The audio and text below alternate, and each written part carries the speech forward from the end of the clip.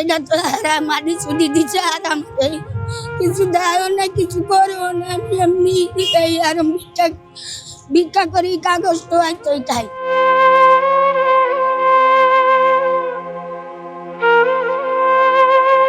মানবিক বিপর্যয়ের এক করুণ গল্প।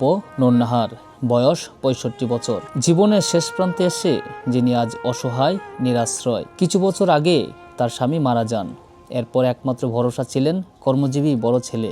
কিন্তু দুর্ভাগ্য যেন পিছু ছাড়েনি। বিদ্যুৎ শর্ট সার্কিটে প্রাণ হারান সেই ছেলেও। একের পর এক স্বজন হারিয়ে আজ নূর নাহার একা। ছেলে কারেন্টে মরিয়া গেছে, অটো চালাইতে যাইয়া অটো চার্জার লাগাইতে গেছে, এটা খুলতে গেছে মতন মারা গেছে।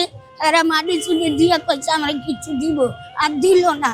এই যারে আমি ওই যে হাবেজ আছে, হাবেজের মানছে টুকে টাকে ধরে না, আমিও লগে সহযোগিতা করি, আর এই ঘর ভাড়া দেই, আর এই যে ফরাই এই ভিক্ষা করি, বোতল টোয়াই, কাগজ টোয়াই।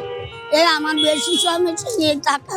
বর্তমানে তার সাথে আছে ছোট একটি ছেলে। জীবনের সব কষ্ট বুকে চেপে ধরে নূর নাহার সেই ছেলেকে ভিক্ষা করে কোরআনের হাফেজ বানানোর স্বপ্ন দেখছেন। তারপর তোকে টাকে নিয়ে একটু খাইতে পারি। আর এই যে এই ছেলেটা মরছে মাত্র, আমার অনেকই কষ্ট বাবা।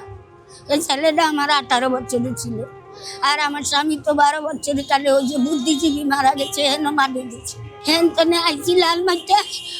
3 মাস বাদে ছেলেটা মারা গেছে। এই ছেলেটা মারার পরে আমার দুঃখ কষ্ট। আপনার যে ছেলে বেঁচে আছে, হ্যাঁ, এটা কোরআনে এই হাবেজি পড়তে আছে, আর 28 পারা হাবেজ হয়েছে।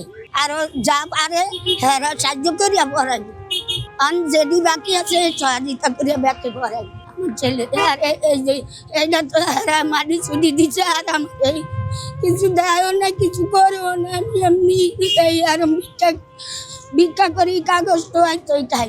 আমার ছেলের কথা মনে পড়লে আর বই না।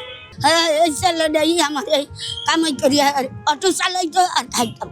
আর এই যে এইটারে কইতো ভাই তুই আর আমি যেমনি পারি, কষ্টে পারি, মষ্টে পারি, তোরে খরচ দিই। এবারে মারা গেল, এই ছেলে ভরা বাদ দিয়ে দিল। এবারে ওই যে হেন্দা ব্যাটে আলেটার ভাই তুই এতগুলি পারছ, তাহলে যেগুলি বাকি আছে এগুলি আমরা পারে। সারাদিন রাস্তায় রাস্তায় ভিক্ষা করে যা সামান্য আয় হয় তা দিয়েই চলে তার নিজের চিকিৎসা আর ছেলের পড়াশোনার খরচ। কিন্তু সবচেয়ে বড় দুশ্চিন্তা থাকার জায়গা। মাথা গুজার মতো একটি নিরাপদ আশ্রয় নেই এই বৃদ্ধার। রাত হলেই অনিশ্চয়তায় পড়ে যান, আজ কোথায় কাটবে রাত। নূর নাহারের চোখে মুখে শুধু একটাই আবেদন, এই বৃদ্ধা মা ও তার হাফেজ হওয়ার পথে থাকা শিশুটির পাশে দাঁড়াতে সমাজের বিত্তবান ও মানবিক মানুষের সহানুভূতি এখন সময়ের দাবি। ক্যামেরা আশিককে সঙ্গে নিয়ে আমি সোহেল রানা, ঢাকা প্রেস, ঢাকা।